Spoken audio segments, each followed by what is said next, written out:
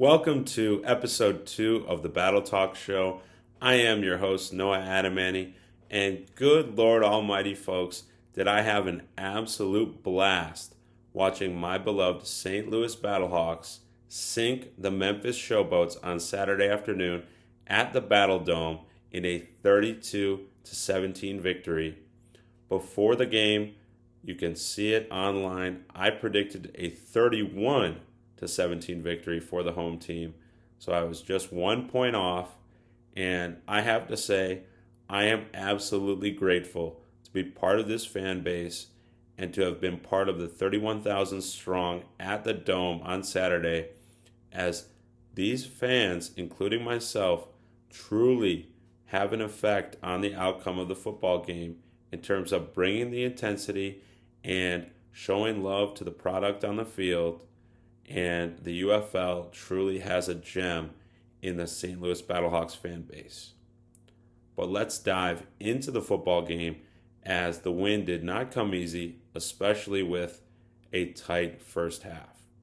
The Battlehawks got off to an extremely hot start offensively, opening up an 11-point lead in the first quarter, an extremely high scoring first quarter, with both running backs in Jacob Sailors and Wayne Gallman finding the end zone.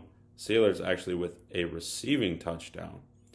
And the Memphis Showboats did not go away, but the Battlehawks had a 17-6 lead at the end of the first quarter.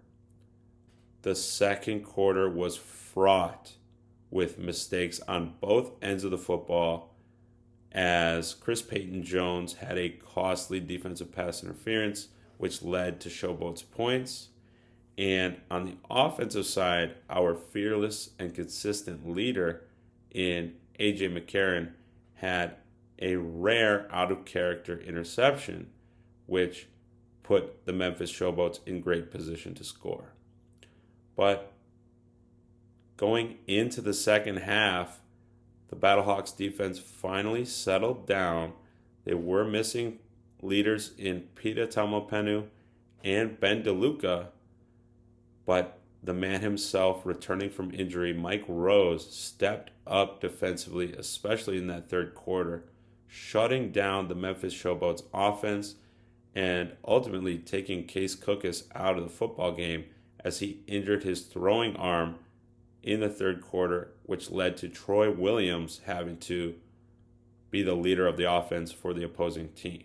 I noticed the St. Louis Battlehawks defense settle in and get comfortable, especially with the quarterback change.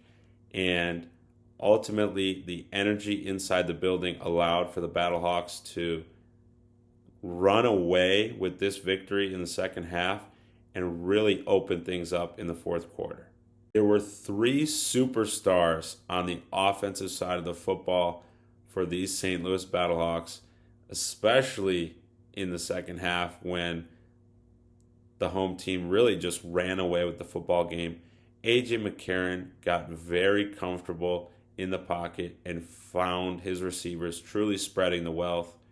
He had Jacour Pearson, the newcomer, connecting on 10 passes for 70 yards, one of which was a game-defining touchdown, a toe drag swag in the back corner of the end zone. It was truly the highlight of the football game for myself and the fan base inside the arena. And he also managed to connect with Hakeem Butler 8 times for 61 yards. And then the big boy, number 84, Jake Sutherland, finding himself in the end zone to really cap off the football game and just put a stifling on the Memphis Showboats, and any opportunity for them to come back was taken care of with that score. I am feeling extremely confident that the St. Louis Battlehawks will take the XFL conference all the way to the postseason and hopefully host a UFL championship come June against what looks to be the front runner in the USFL conference, the Birmingham Stallions. But what I would like to highlight in this football game is 2 absolute superstars that are emerging for these St. Louis Battlehawks. Newcomer Jacour Pearson, did he have every ounce of energy put into this football game? I mentioned the statistics, 10 catches for 70 yards, but he was truly the X factor in terms of breaking away in this football game. When we needed a big play on third down, he was there on a stretch run. And when we needed to put this game away, he was there in an extremely difficult situation, toe tapping in the end zone.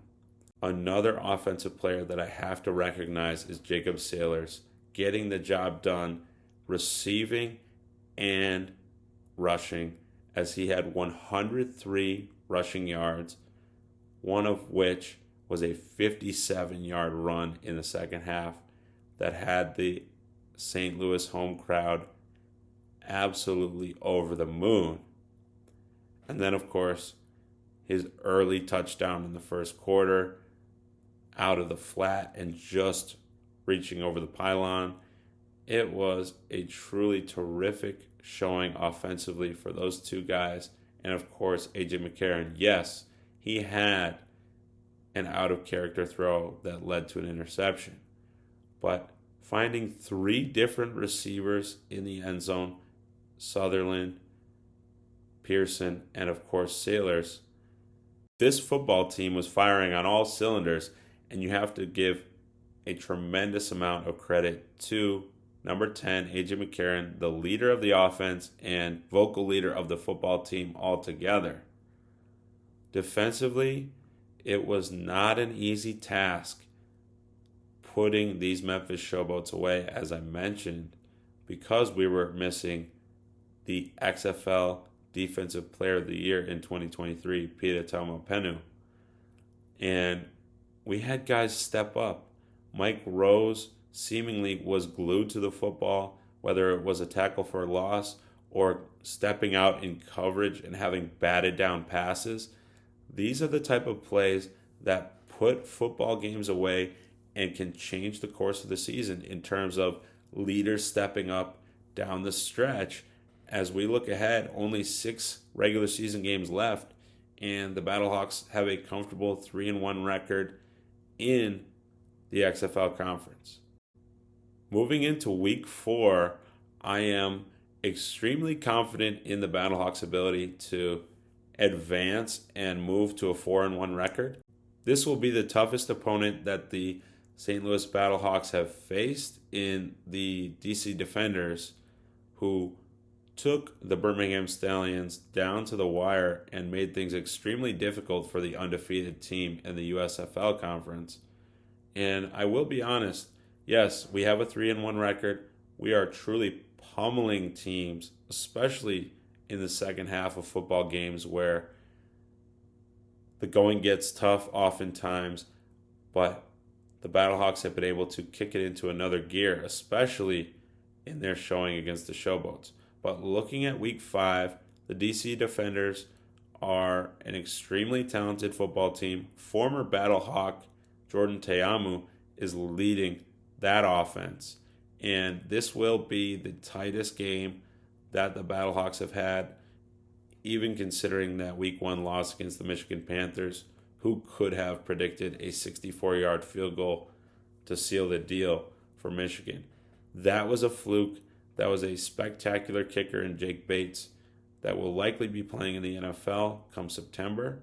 And from then on, the Battlehawks have never wavered and have never seen a team as talented as the DC Defenders. So Week 5 will be the toughest test on the road at Audi Field and going against a former Battlehawk favorite in Jordan Teamu. I am still predicting a Battlehawks victory, but this one will be tight and likely come down to the final moments, as that is exactly how the DC Defenders play. They've come back and won in the fourth quarter after being down 2 scores, and this will be the highlight of the weekend, certainly the most watched UFL game of the weekend on Sunday afternoon. I am predicting a Battlehawks victory with a score of Battlehawks 29 to DC Defenders 24. but the Battlehawks score the go-ahead touchdown with less than 3 minutes on the clock, and then the defense stands tall once again, and your beloved St. Louis Battlehawks move to 4-1 on the season and truly pull away in the XFL conference, as the DC Defenders will no longer be on our tail. So folks, thank you so much for tuning in. I am absolutely over the moon to be covering this team and have been so grateful for your support.